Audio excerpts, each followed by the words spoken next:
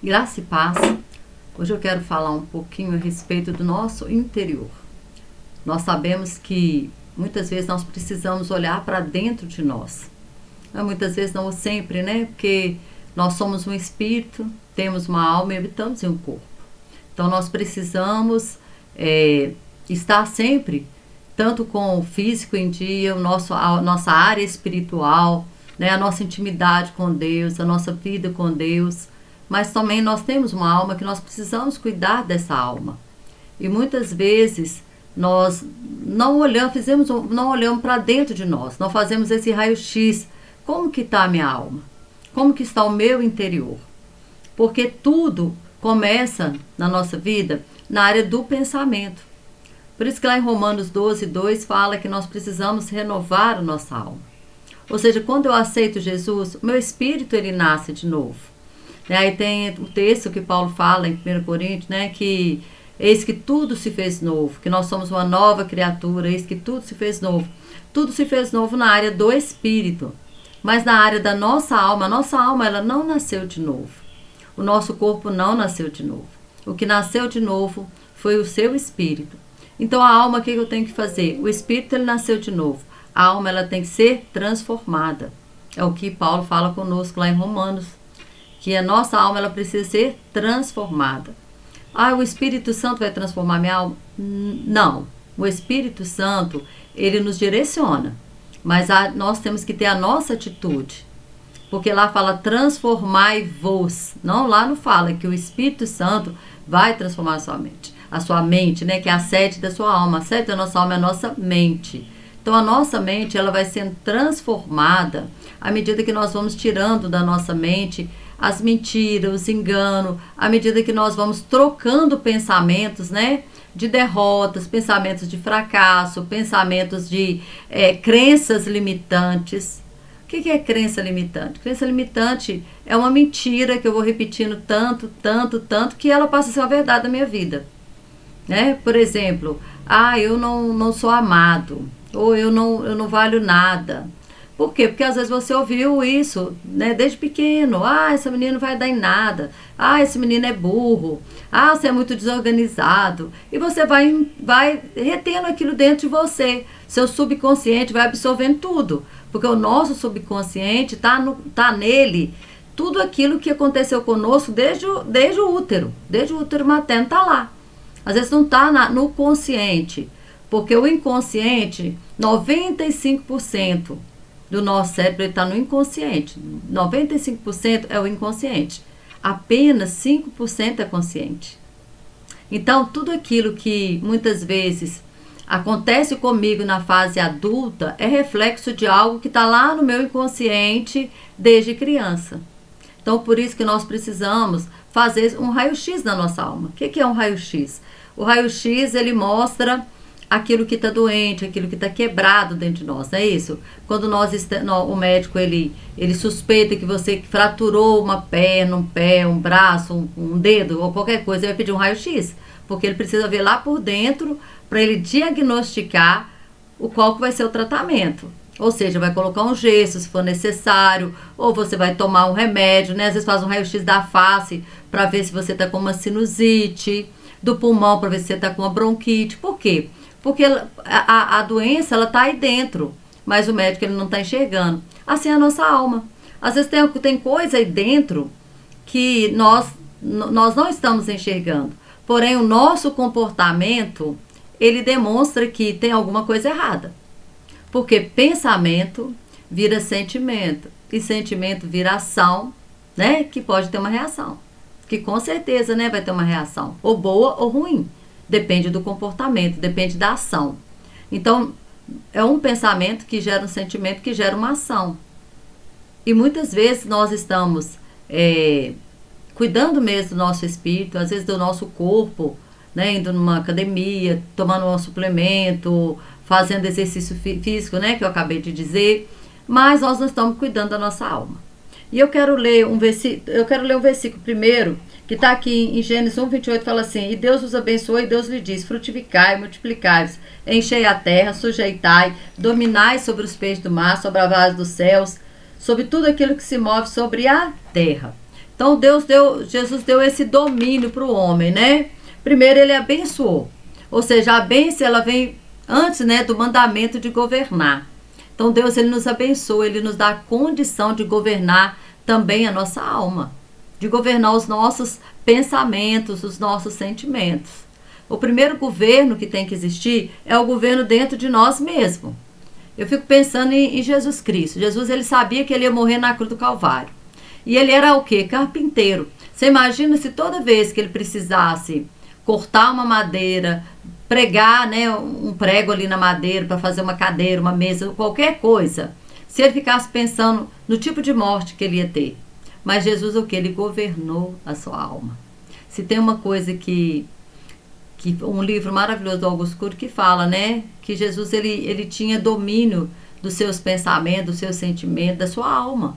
Porque a primeira coisa que nós podemos governar é nós mesmos, governar a nós mesmos. Porque quando nós governamos a nós mesmos, nós governamos, se eu governo um ambiente interno, eu governo o ambiente externo.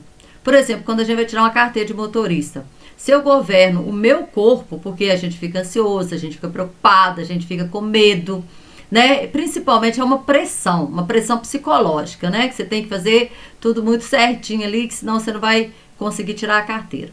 Então, mas se você governa você e você entra no carro calmo, com certeza você vai tirar a carteira. Por quê? Porque se você governa você governa o carro. Mas como que você vai governar o carro se você está todo descontrolado? Todo descontrolado. Na hora que é para você acelerar, você freia. Na hora que é para frear, você acelera. Por quê? Porque o seu organismo está desacelerado. A sua alma, ela está gritando lá dentro, né? O sistema de defesa, de fuga, tudo tá ativado, né? Você está em alerta.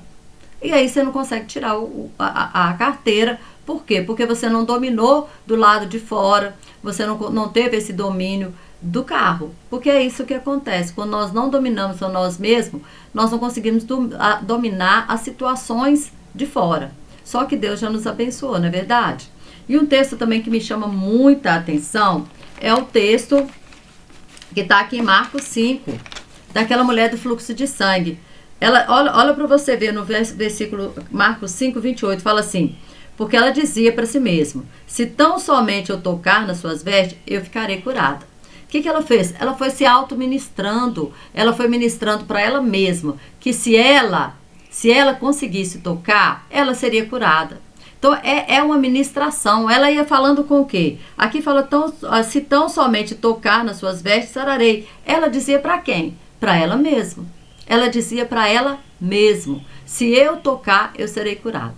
Muitas vezes, né, você fica aí, porque eu não sou capaz, porque eu não consigo o emprego que eu quero, porque eu não passo a entrevista. Comece a se auto-ministrar. Comece a se auto-ministrar. Olha, eu sou capaz. Porque o seu cérebro, existe algo, né, na neurociência, um estudo na neurociência, que fala da neuroplasticidade. O que é neuroplasticidade? Uma condição que o seu cérebro tem de formar novos caminhos neurais. Porém, o seu cérebro, ele não sabe o que é passado, o que é futuro, o que é presente. Ele é atemporal. Então, talvez no seu cérebro está gravado algo da sua infância, algo que você não conseguiu superar, tá aí. E aí, esse algo, por como você não conseguiu superar, o cérebro guardou aquilo. Guardou. E toda vez que você vai ter tem um desafio para enfrentar, aquilo volta. Por quê? Porque meu cérebro é mau, é carrasco? Não, o seu cérebro não é mau nem carrasco. Ele quer que você vença aquilo. Ele quer que você seja feliz. Ele quer que você se complete. E para você fazer isso, você vai precisar enfrentar essa situação e restaurar. Então, conseguir um novo caminho neural. Falar para o seu cérebro, eu sou capaz. Eu venço. Eu posso não ter vencido um obstáculo na infância, mas agora eu sou adulto. Eu vou vencer. E aí, essa neuroplasticidade do cérebro te dá condições de criar um novo caminho neural, de dizer, olha, eu sou capaz, eu posso todas as coisas naquele que me fortalece. Eu vou vencer, eu vou passar de fase. Então, você precisa se auto-ministrar. Isso é uma coisa muito importante, é você repetir para você mesmo. é você estar sempre repetindo para você: eu sou capaz, eu sou próspero, eu sou inteligente, eu vou vencer, eu sou o que a Bíblia diz que eu sou. A Bíblia não fala que eu sou fracassado, a Bíblia não fala que eu sou derrotado, a Bíblia não fala que eu não vou conseguir. O que aconteceu com a mulher do fluxo de sangue? Ela se autoministrou. E pensa bem, uma mulher que tinha 12 anos que estava com fluxo, ela devia estar fraca, né? Ela devia ter, além de todos os obstáculos que ela tinha, ainda tinha uma multidão. Imagina um obstáculo, uma multidão ao lado de Jesus, ali de todos os lados tinha uma multidão. E ela sabia que ela não podia tocar em ninguém, mas ela tocou em Jesus. E talvez ela queria tocar sem ele perceber. Por quê? Porque, nossa, se eu toco e ele fica imundo, mas gente, não tinha jeito de Jesus ficar imundo, né? Não tinha como. Mas ele levou o quê? Cura, limpeza, purificou aquela mulher, estancou aquele sangue, né, que ela já vinha perdendo há 12 anos. Porque dele só pode sair virtude. Dele nunca vai sair, né? De Jesus não vai sair condenação, de Jesus não vai sair julgamento, de Jesus não vai sair nada que te prejudique, só vai sair algo para te purificar, para te limpar. Então deixa Jesus te limpar como limpou aquela mulher do fluxo de sangue, se autoministrando, dizendo: olha, eu sou o que a Bíblia diz que eu sou. E o que Jesus fez? Porque Jesus queria, não era questão de expor aquela mulher. Ele expôs aquela mulher para o bem dela. Quando ele viu que saiu virtude, ele sabia quem tinha tocado. E ele sabia por que aquela mulher tinha tocado, porque ele é Deus. Mas ele queria fazer algo completo na vida daquela mulher. Ele não queria curar só o físico, ele queria curar a alma dela.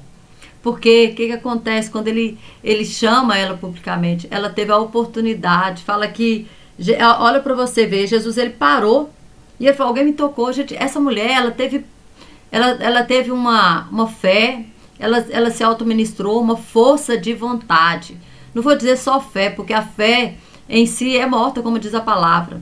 Mas nós enxergamos a fé pela obra. E a obra muitas vezes exige esforço, existe força de vontade.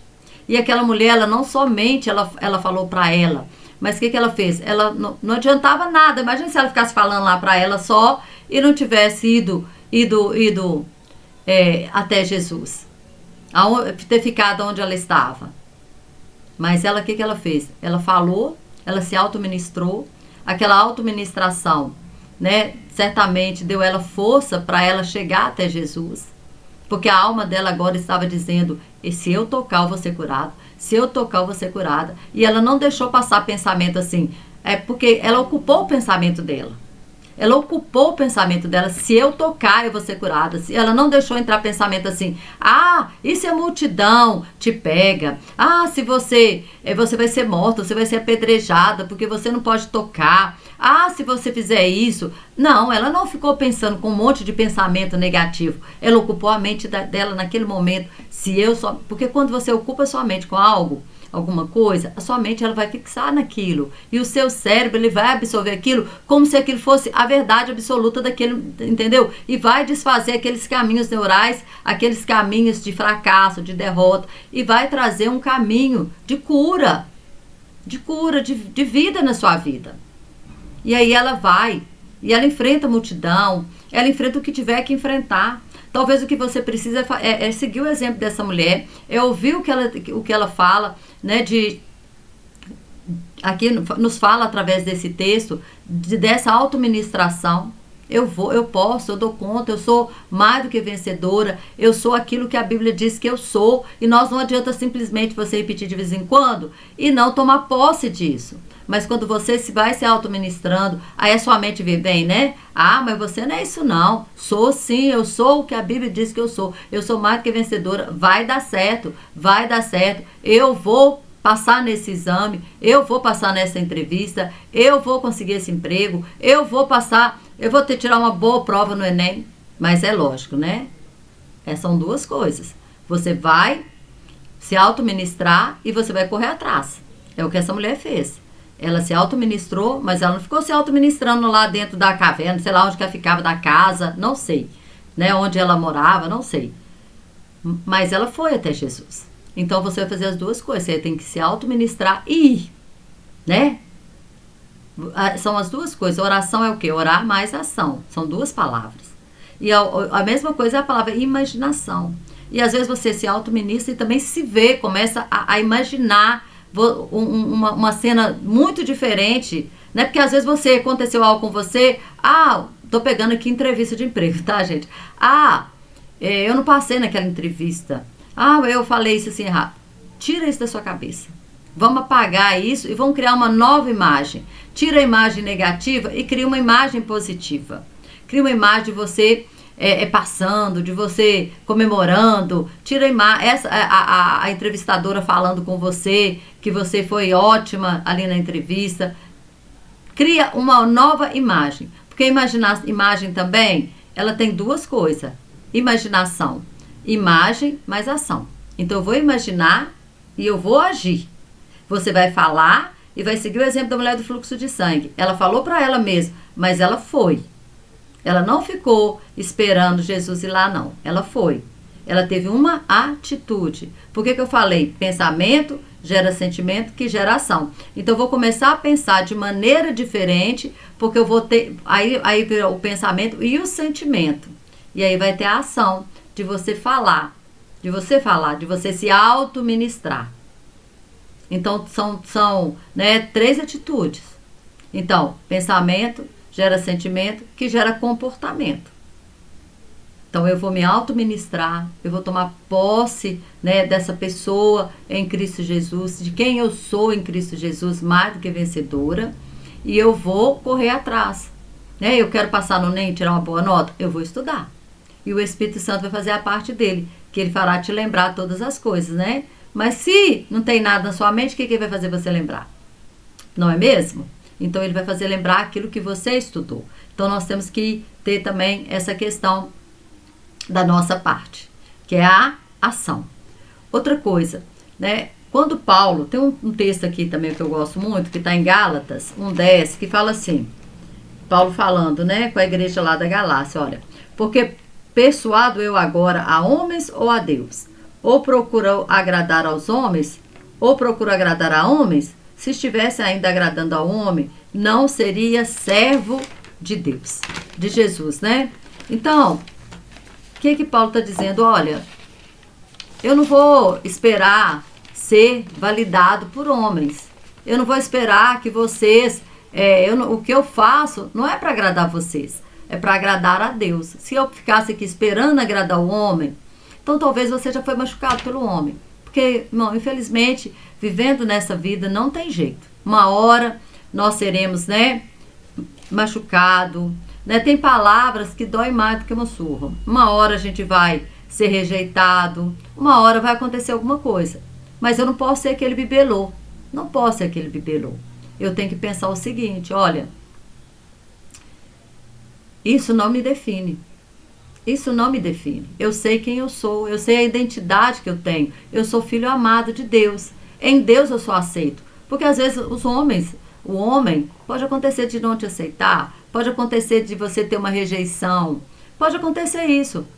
Nós gostamos disso? Não. Nenhum homem quer, todo ser humano, ele quer ser amado, aceito e validado. Só que em Deus nós somos validados, nós somos aceitos e nós somos amados. Quando Deus ele fala para Jesus, tu és o meu filho amado em quem eu me comprazo. E aí, Jesus não tinha feito nada. Jesus ainda nem tinha começado o ministério.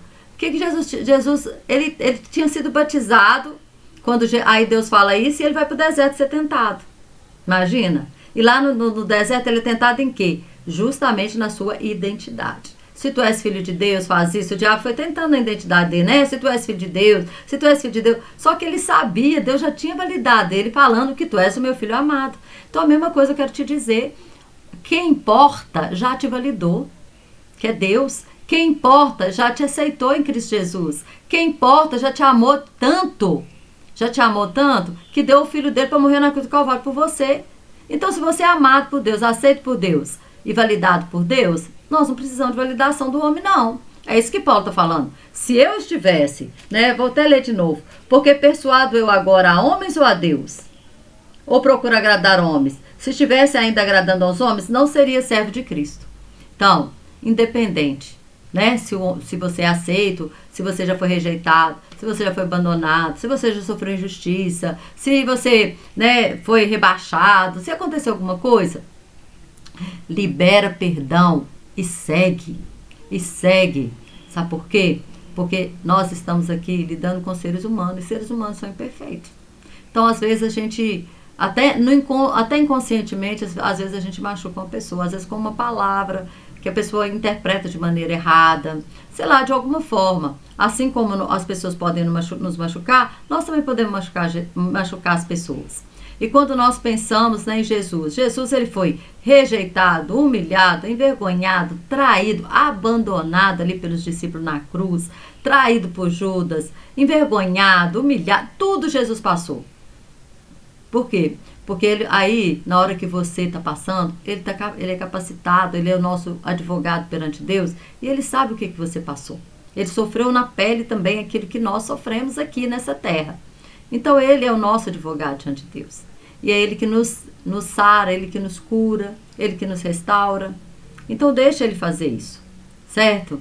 Então, e geralmente, só para finalizar, a rejeição, muitas vezes, ela vem de pessoas próximas. Porque se uma pessoa de longe te rejeita, fala mal de você, ou te abandona, sei lá, o que fizer com você, você não vai estar nem aí. Mas geralmente vem de dentro, não é isso? Você vê, José, ele foi traído por quem? Pelos irmãos, né? Ele foi odiado pelos irmãos, ele foi vendido como escravo pelos irmãos. Davi também, né? Foi esquecido pelo próprio pai. O Samuel, que era a figura mais importante da nação, estava lá na casa dele, o pai fazendo um banquete. Samuel falou assim, para levar os filhos, e ele nem lembrou que Davi existia, precisou de Samuel falar, tem mais algum filho? Para ele lembrar, né? Aí depois nós vimos outra cena de Davi, lá quando vai levar os mantimentos para os irmãos lá na guerra, o seu irmão mais velho menospreza. Então, é isso aí, a Bíblia é um livro completo que nos ensina que o ser humano, ele é falho, mas que nós temos um Deus que nos restaura, que nos cura, que nos dá, né, suporte para nós passarmos por essas situações e sermos mais do que vencedores em tudo. Porque quando ele diz, né, em tudo sereis o quê? Vencedores. Mais do que vencedores. Então é isso, né, que eu queria falar nesse vídeo.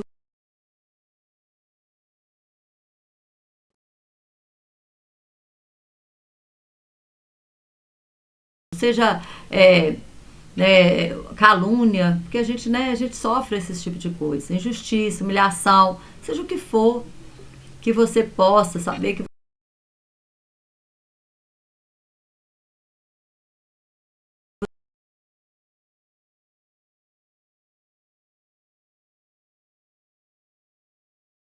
parou Jesus, a pessoa mais importante que havia naquela época.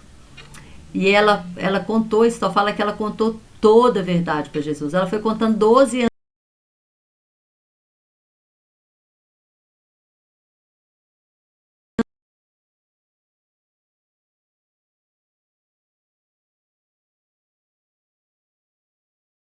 de lixo dentro de você, não. Ponha para fora. E Jesus foi curando aquela mulher. Jesus foi um terapeuta ali, ouvindo aquela mulher. 12 anos de história.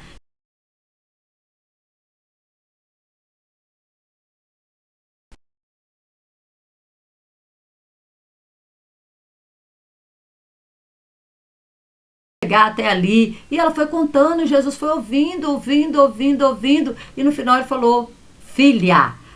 Nem fala o nome dessa mulher. Ela chegou lá com uma mulher.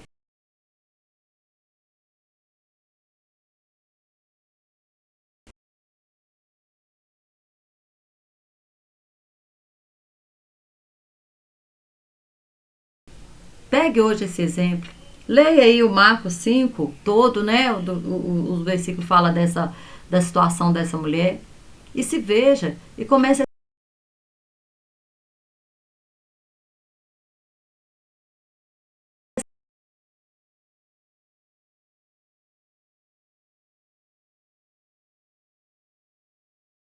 nome de Jesus.